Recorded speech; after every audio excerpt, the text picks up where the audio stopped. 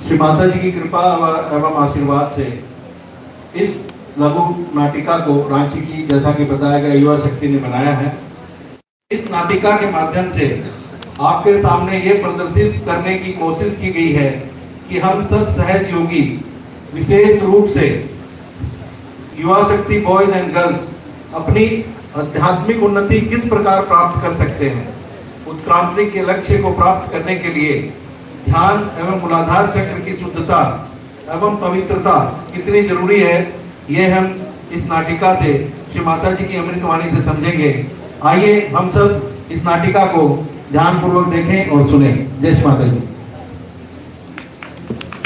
कृपया जोरदार ताली बजाएं बच्चों के लिए।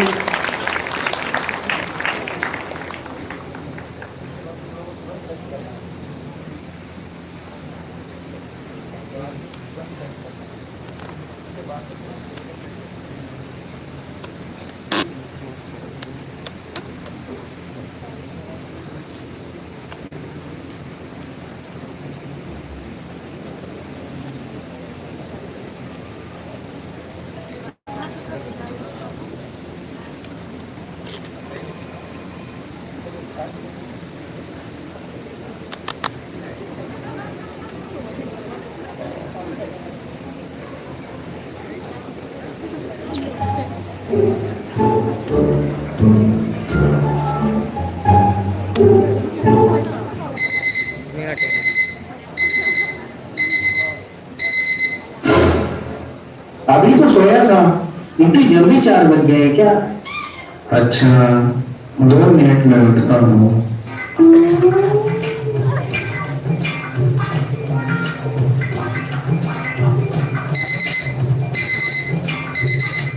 अरे बोला ना 2 मिनट से उठ रहा हूँ, कितना बोलोगे?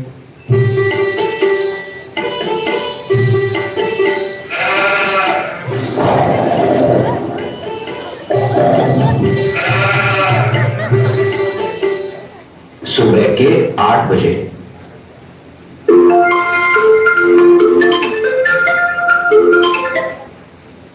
हेलो, जय श्री माता जी। आयुष, हेलो। अभी तक सो रहे हो? ध्यान भी नहीं किया होगा। अरे नहीं सो रहा था। किसने बोला? कौन बोलेगा, आवाज से ही पता चल रहा है। अरे हाँ, अलार्म को पता ही नहीं चला, शायद बजा नहीं होगा। अच्छा ठीक है, बताओ प्रोजेक्ट का असाइनमेंट कंप्लीट कर लिया क्या तुमने? अच्छा, उसमें कोई असाइनमेंट भी मिला था क्या? अरे हाँ, ये मैं कैसे भूल गया। फिजिक्स वाले सर का नोट तो मुझे देखते ही खराब हो जाता है, ऊपर से आज असाइनमेंट भी नहीं किया। अब तो मेरी खैर ही नहीं। याद दिलाने के लिए थैंक्स। ठीक है, मैं देखता हूँ। अच्छा ठीक है, एटलीस्ट कॉलेज के टाइम पे पहुंच जाना। अच्छा ठीक है, देखता हूँ।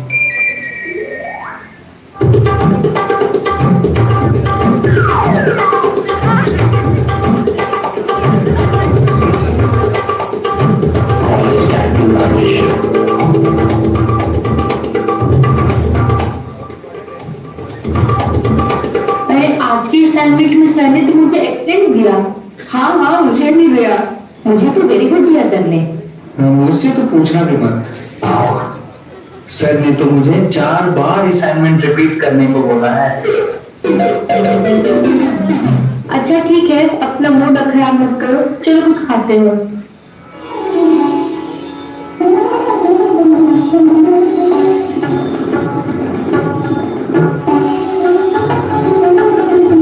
खाना वाइब्रेट किया है तुमने?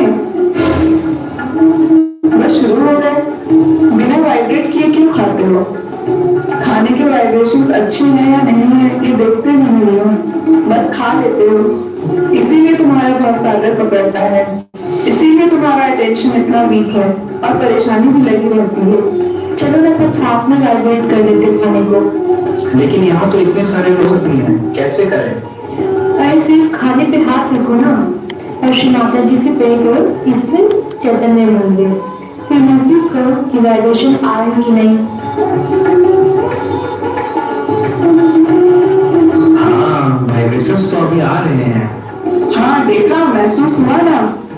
यूं ही तुम कहते रहते हो कि वाइब्रेशंस नहीं आते।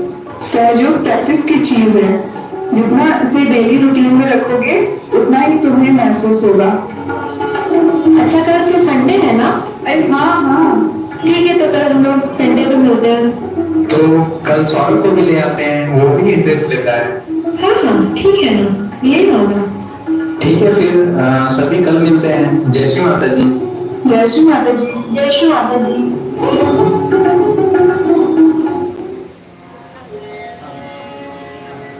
अगले दिन सेंटर का दृश्य, जहां ये चारों अपने मित्र सौरभ को भी साथ में लेकर आते हैं ताकि उसे भी आत्म साक्षात्कार प्राप्त हो सके। आप लोग कहीं और बैठ रहे हैं क्या? चलो ना, इधर ही बैठ जाते हैं।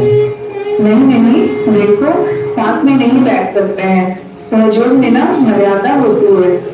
यहाँ हम सभी का आपस में भाई बहन का रिश्ता होता है, इसलिए भाई एक तरफ और बहनें एक तरफ बैठते हैं। ओह अच्छा, ये तो बहुत अच्छी बात है।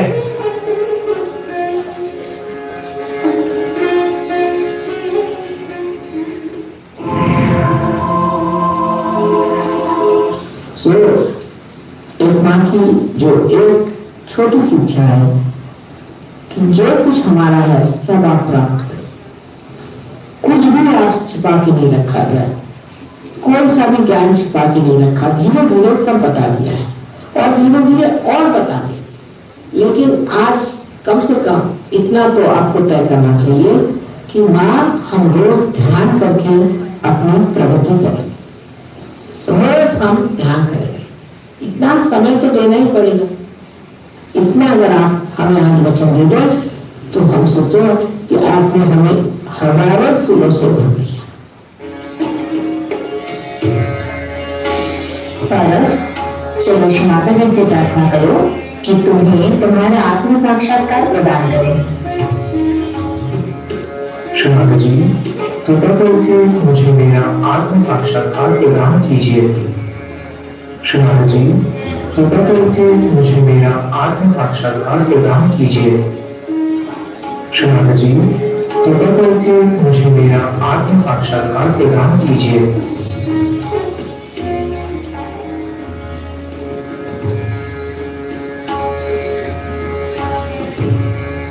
सेंटर खत्म होने के बाद का दृश्य। मुझे तो बहुत शांति महसूस हुई, बिल्कुल शांत सा हो गया। दोनों हाथों से एसी जैसी ठंडक हवा आ रही है। सर के ऊपर भी धड़कन सा महसूस हुआ। सेंटर शुरू होने से पहले मैं जो था उससे काफी अलग महसूस कर रहा हूँ। मैं तो अब रोज ध्यान में बैठूंगा। देखो, सौरभ को तो पहले दिन ही इतना अच्छा अनुभव हो गया, लेकिन मुझे तो इतने साल हो गए हैं, वो एक्सपीरियंस नहीं मिल पाया। देखो, तुम्हें भी एक्सपीरियंस जरूर मिलेगा। माँ ने बताया है कि सहयोग में तो सारा काम चित्त का है, लेकिन चित्त हमारा स्ट्रॉन्ग तभी होगा जब हमारा ध्यान स्ट्रॉन्ग होगा। हाँ, माँ ने तो बताया है कि ध्यान ही प्रमुख है। जैसे एक बिल्डिंग बनाने के लिए उसकी नींव मजबूत बनाई जाती है, जितनी मजबूत नींव होगी उतनी ही मजबूत बिल्डिंग बनेगी। सहयोग में हमारी नींव क्या है? सहयोग में हमारी नींव श्री गणेश है। चलो हम श्री गणेश के बारे में माँ से सुनते हैं।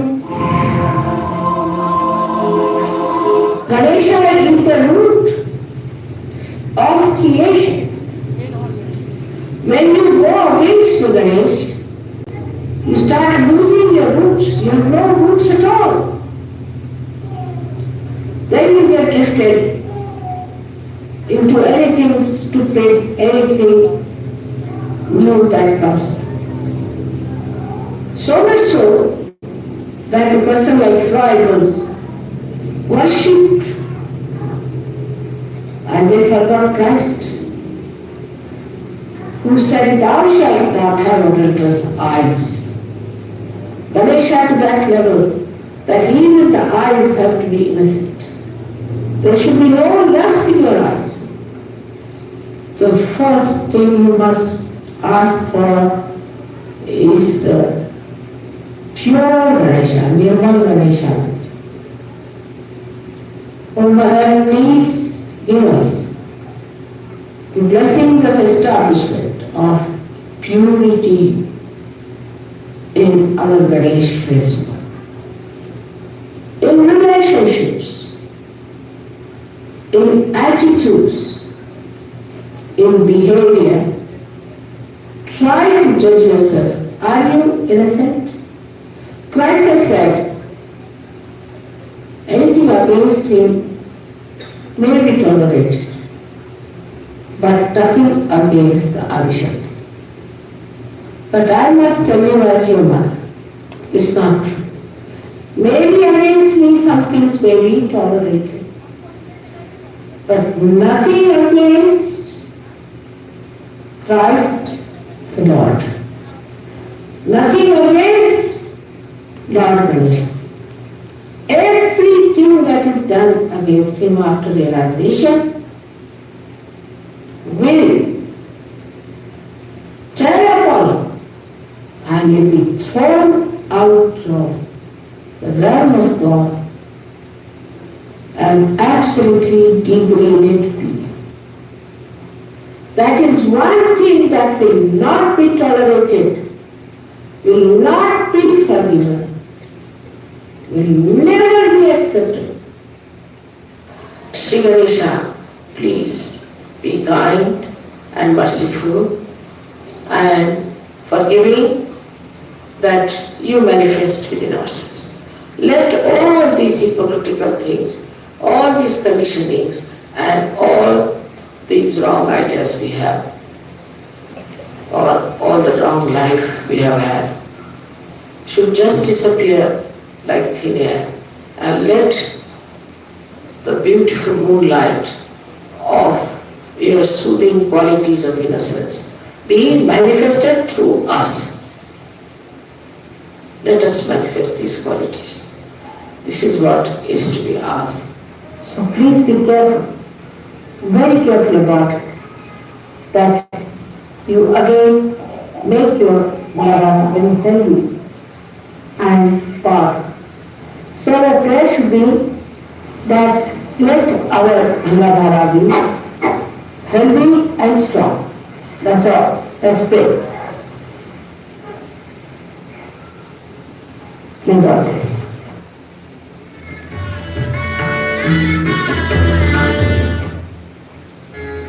माँ ने जो बताया यह बहुत महत्वपूर्ण है। जैसे एक छोटा सा पौधा समय के साथ साथ वृक्ष बन जाता है, वैसे ही हमें सहयोग में आगे बढ़ना होता है। उन्नति पानी होती है। उन्नति ही तो नहीं मिल रही है। सुबह तो ध्यान में बैठता ही हूँ, सहज का कार्य भी करता हूँ, लेकिन मुझे वो उत्थान नहीं मिल रहा है। मैं क्या करूँ? सब कुछ चित्त से ही होगा, और यदि अपना चित्त अपनी आत्मा पर रखते हैं तो स्वतः ही उन्नति मिलेगी। माँ ने हमें आत्मा स्वरूप बनने को बोला है। चलो माँ से सुनते हैं। आप सबसे पहले ध्यान धारणा में निर्विचारिता में जाए। जितनी देर आप निर्विचारिता में बैठ सकेंगे उतना ही आपका वृक्ष बढ़ेगा। निर्विचारिता में ही आत्मिक पुष्ट बढ़ता है, और कोई ऐसा वातावरण नहीं जिसमें ये इसकी वृद्धि हो सकती। कोई कहेगा कि हमने खूब बैठ के माँ के भजन गाए, उससे कोई कितना भी भजन गाए, कोई कितने भी मंत्र कहे, चाहे कुछ कहे, उस मंत्रों से या उस भजन से अगर आपके अंदर निर्विचारिता स्थापित नहीं होती तो आप चूक गए उस बात। जैसे एक छोटी सी चीज मैंने आपसे बताई, मनोरंजन। मनोरंजन सहयोग में मना नहीं है, लेकिन मनोरंजन ऐसा होना चाहिए कि जिससे आप में निर्विचारिता स्थापित हो। लेक्चर ऐसा होना चाहिए जिससे आप में निर्विचारिता स्थापित हो। मंत्र ऐसे कहना चाहिए जिससे आपके अंदर निर्विचारिता स्थापित हो। ध्यान ऐसा होना चाहिए जिससे आपके अंदर निर्विचारिता आना चाहिए। कोई सा भी कार्य करते वक्त अगर आप निर्विचार हो जाए तो सारी परमात्मा की शक्तियां आपके अंदर से कार्यान्वित होती। तो सबसे पहली बात है कि निर्विचारिता में उतरना चाहिए। लेकिन लोगों को ऐसी चीजें अच्छी लगती हैं जिसमें विचार को चाहना, जिसमें मनुष्य सोचता रहे, तब जैसे सोचता सोचता उसको समझ ले कि हाँ मैंने कितना सोचा, या पढ़ते पढ़ते एकदम ऐसा सोच ले कि हाँ मैं तो बिल्कुल महाविद्वान हूँ। इन विद्वानों के लिए परमात्मा के साम्राज्य में जगह नहीं, जगह है उन लोगों के लिए जिन्होंने अपने आत्मा को अपने चित्त पर पूरी तरह से प्रकाशित होने की, और उसका माध्यम एक ही है, निर्विचार। तो प्रथम निर्विचार समाधि को आपको स्थापित करना चाहिए। निर्विचार समाधि को प्राप्त करने के बाद आप देखते हैं कि धीरे धीरे आपके अंदर खुद ही परिवर्तन आने लगता है। बुद्ध ने तो सिर्फ कहा था कि आप अपनी आत्मा ही को प्राप्त करो, बाकी सब बात छोड़ो, भगवान की बात छोड़ो, कोई बातें मत करो, निरीश्वरवाद की बात करी उन्होंने कहा छोड़, सिर्फ परमात्मा को पाने की बात करने से अच्छा है सिर्फ अपने आत्मानुभव को ही आप प्राप्त करो, बस और कोई बात नहीं। अगर आप ये समझे कि सिर्फ आप आत्मा मात्र हो जाए तो आप कहीं सीढ़ी पर आ सकते हैं, हमें सिर्फ आत्मा मात्र होना है, माने का सिर्फ आत्मा ही करें। पहले आत्मा तो हो जाए, फिर आगे की हम लोग बात करें, लेकिन पहली सीढ़ी की जिसको आत्मानुभव है उसे आप प्राप्त